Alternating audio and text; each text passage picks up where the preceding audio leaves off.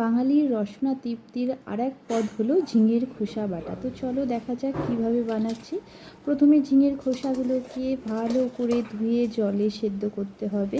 কিছুক্ষণ বয়েল করে নিয়ে নামিয়ে পরে দিতে হবে কড়াইতে রসুন, লঙ্কা, কালো জিরে।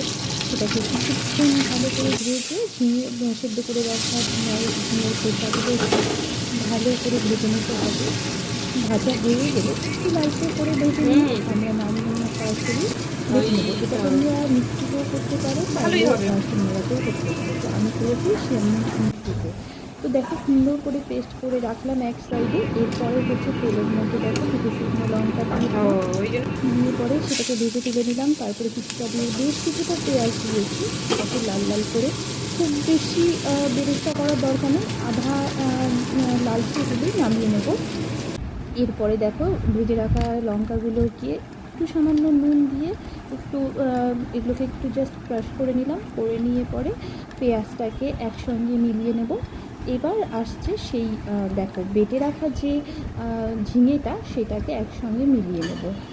এটা এইভাবেও খেতে ভীষণ সুন্দর লাগে। তোমরা চাইলে এটাতে সর্ষের তেল, আমি কিন্তু সর্ষের তেল এখানে মিক্স করেছি, আমার ভালো লাগে। তো সর্ষের তেল দিয়ে হয়ে গেল ফাটাফাটি আমাদের বাঙালির রসনা তৃপ্তির আর এক পদ, ঝিঙের খোসা বাটা।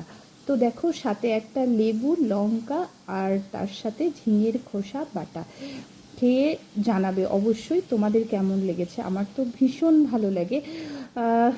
আফটার অল আমি ওপার বাংলার মেয়ে, যদিও আমার জিনগত মানে আমি ওপার বাংলার মেয়ে, আমার জন্ম এখানেই। তো জানাবে কেমন হয়েছে, আর নিত্য নতুন টিপস পেতে আমার চ্যানেলটা অবশ্যই